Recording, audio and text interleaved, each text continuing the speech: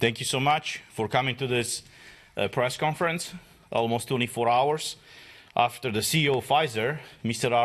Albert Bourla, was supposed to be present in the European Parliament in the special committee to investigate what happened during COVID. And unfortunately, he was absent. He sent a representative who was unable, incapable, or unwilling to answer many of the questions asked by my colleagues. So we are here today. It's October the 11th. I'm here with more colleagues from different political groups from different countries who will be addressing some of the issues that were supposed to be discussed yesterday. So I would like to give the floor to my colleague from Italy, Francesca Donato. Thank you very much, Christian. Well, the conduct of Pfizer-BioNTech, the biggest pharmaceutical company involved in the COVID-19 vaccines production, is deplorable and unacceptable in a democratic framework as the European Union one. Yesterday, in the official European Parliament Special Committee for COVID Pandemic Management, the Pfizer CEO, Albert Bourla, refused to appear to answer our legitimate questions about his private text messages with the President of EU Commission, Ursula von der Leyen, that have already been considered to be irregular, according to the Transparency EU regulation, by the EU Ombudsman and the EU Court of Auditors. He has sent Mrs. Small in his place, who has not answered the most important questions that our special committee has addressed to her regarding the company's price policy, the release of clinical trials reports, adverse effects, and other issues concerning the safety and efficacy of Pfizer-BioNTech vaccines. The continuous non-fulfillment of the duties of transparency by Pfizer's executives clearly violates the EU citizens' rights to know in detail how and for which purpose the taxpayers' money is spent. We're discussing about billions of public money that has been managed by the EU Commission by secret agreements directly conducted with the company's CEO, away from democratic control of people by their elected representatives in the EU Parliament. The refusal by President von der Leyen to disclose the content of their text messages first, and the denial by Mr. Bourla to appear in front of the Parliament then, followed by the reticent behavior of Mrs. Small yesterday, casts concerning shadows on the legitimacy of the entire contract award process, leaving suspicion of corruption to emerge. Besides all of this, in all the discussions held yesterday and in previous auditions in COVID committee, all representatives of big pharmaceutical companies have shown a position that emphasizes the permanent threat for people's health given by the COVID pandemic, disregarding public and clear evidence about the mild symptoms given by the latest versions of SARS-CoV-2 virus currently circulating, thanks to which the emergency phase is officially over in all countries. Actually, Mrs. Small yesterday needed to announce a possible new variant being more aggressive as well as more contagious, disregarding any scientific literature assessing that such evolution of a virus in nature is just impossible. The misuse of communication, falsely cloaked in scientific truth, is just disgusting and misleading. Joined with this inexcusable lack of transparency, it has the only outcome of destroying any trace of trust in the whole scientific community by European people. I think that companies who behave this way should be banned by the lobbies allowed to enter the Parliament and the Commission, and that further investigation is needed by competent authorities to let the truth come to light and to secure the full right of the EU citizens to transparency and public interest-oriented EU policies. Thank you very much. Thank you so much. What has Pfizer got to hide?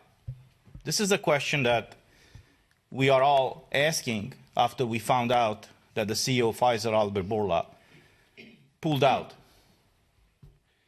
The interesting thing is, a few weeks ago, the CEO of Moderna we were criticizing these pharma companies, for being or for lacking transparency.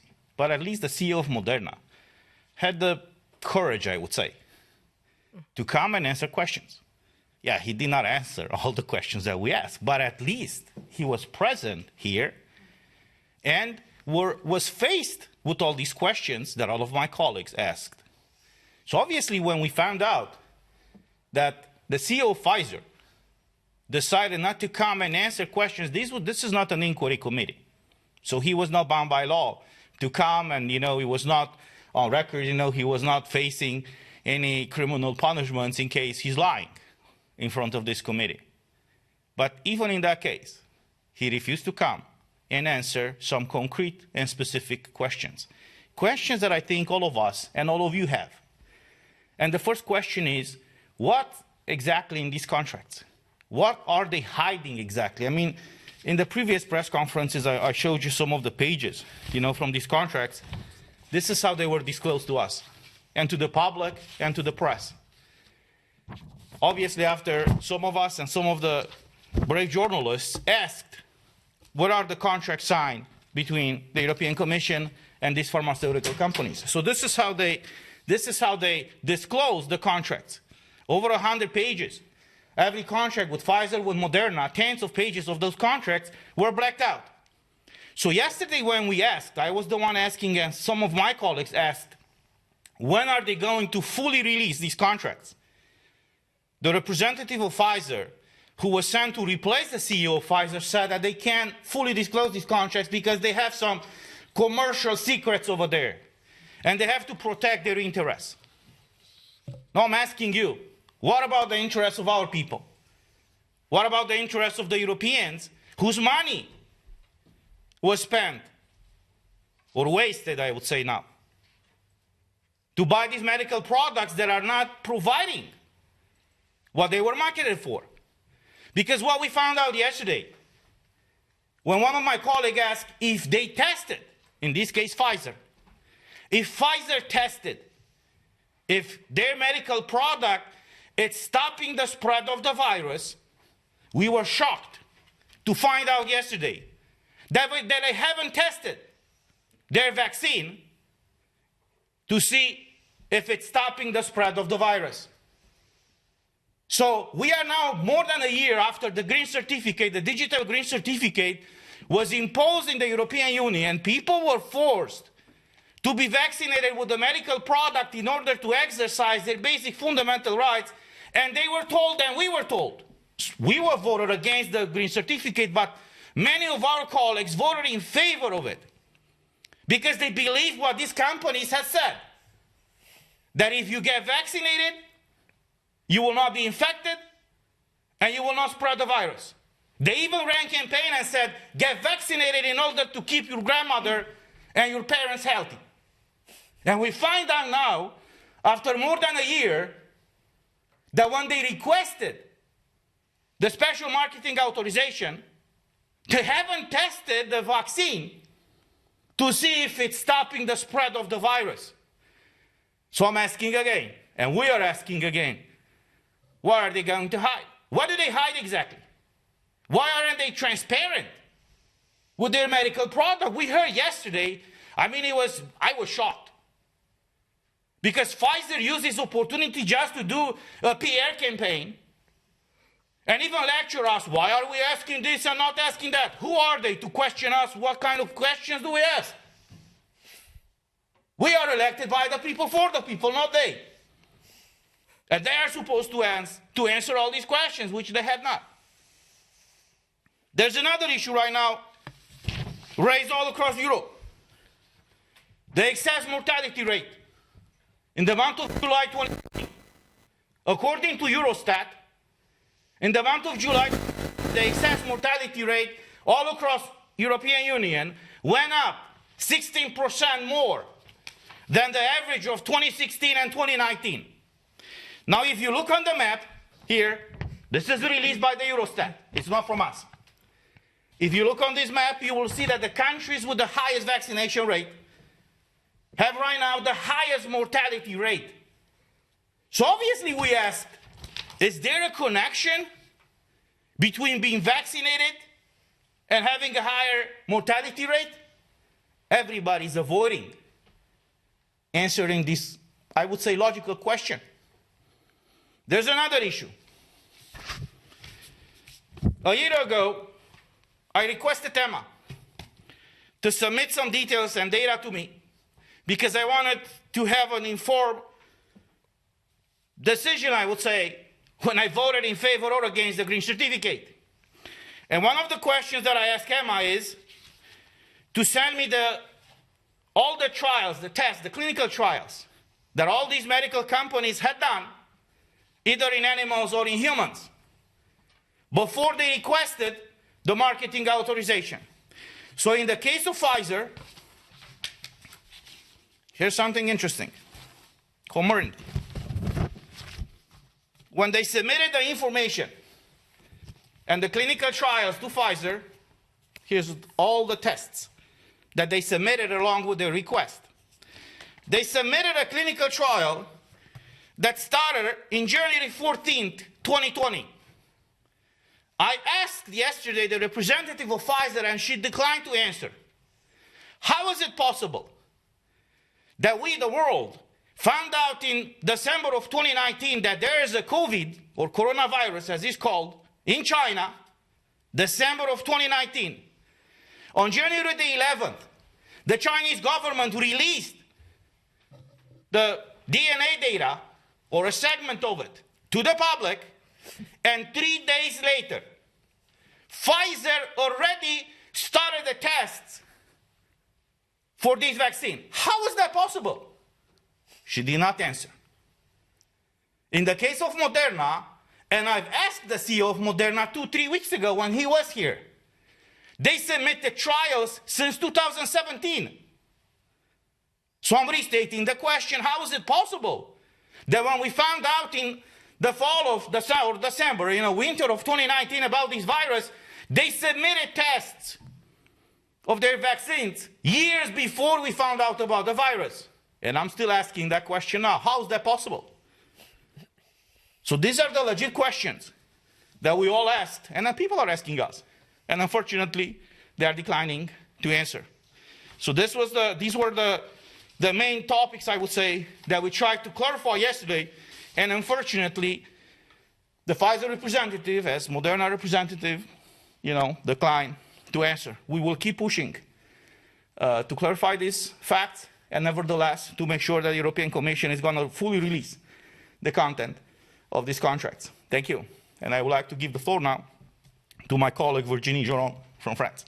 Merci Christian. Mesdames et messieurs, d'abord, je partage l'analyse de mes collègues. Ils ont parfaitement résumé la journée d'hier, qui était une mascarade. Nous avons perdu 2 heures, puisque aucune des questions que nous avions posées, qui étaient très claires, que ce soit sur les contrats, les SMS, les prix, les effets secondaires, aucune des questions n'a été répondue. Et j'ai envie de dire, en fait, lors de ces auditions, il devrait prêter serment, puisque effectivement, c'est une audition officielle. Et je regrette que, effectivement, M. Bourla ne soit pas présenté à cette audition, puisqu'on sait tous que c'est le contrat d'achat le plus important qui a été négocié au sein de la Commission. Je rappelle, c'est 2,4 milliards de doses pour au moins 36 milliards d'euros.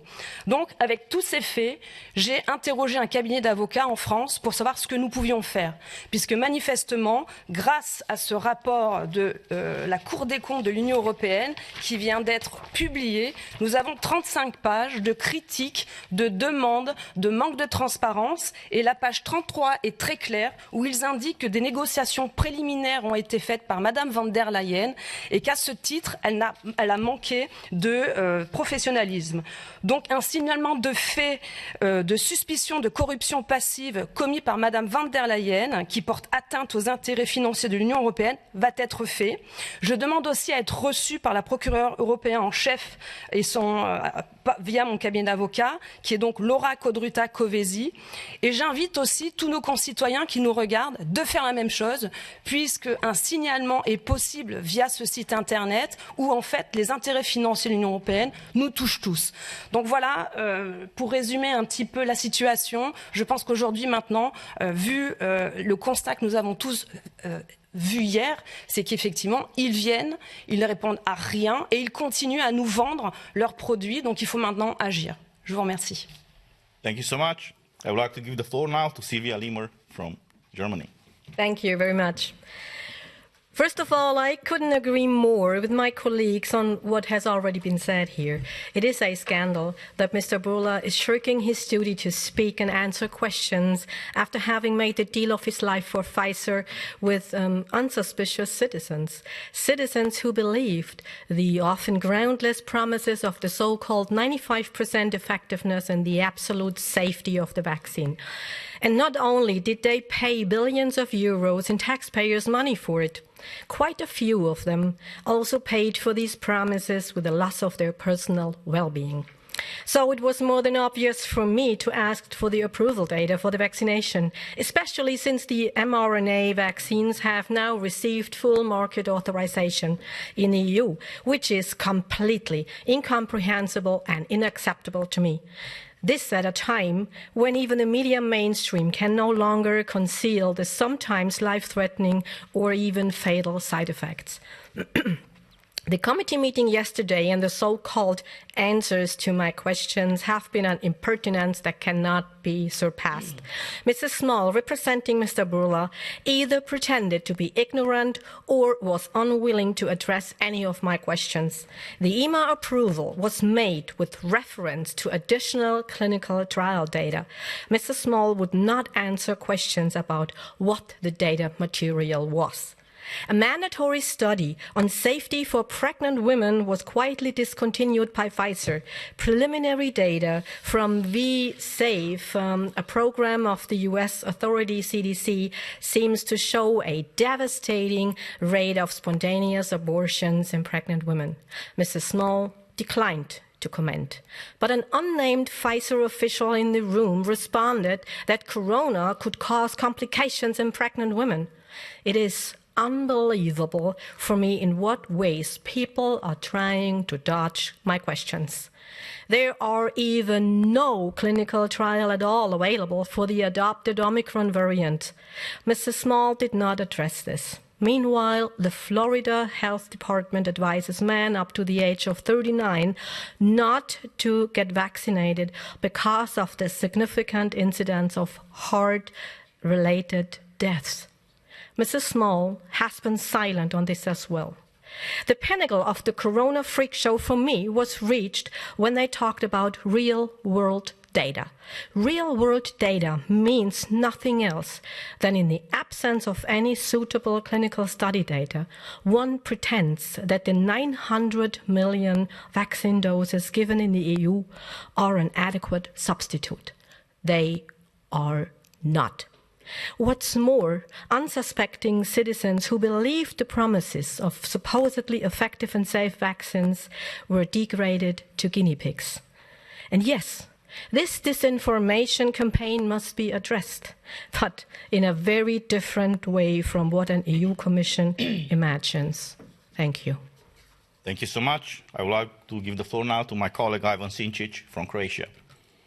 Thank you very much. So basically yesterday there was another session of COVID committee.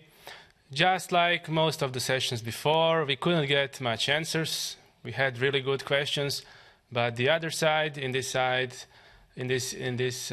session, the representative of Pfizer and others couldn't provide us with any real answers. They were mostly doing their positive PR campaign. You know, they're using the committee to promote their products that are going to come, the next products, the next generation of products for Omicron now and things like that. So it is a major disgrace that the CEO of Pfizer, Mr. Albert Bourla, failed to present himself before our committee, and it is even bigger disgrace that he has no real intention of appearing ever.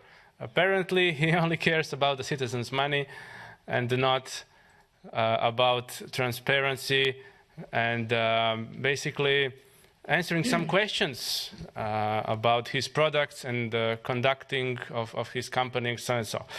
So I will suggest to the Secretariat that invites our guests, the ones that we speak with, that he should be invited using a text message and not an email next time. Perhaps he will appear in that way.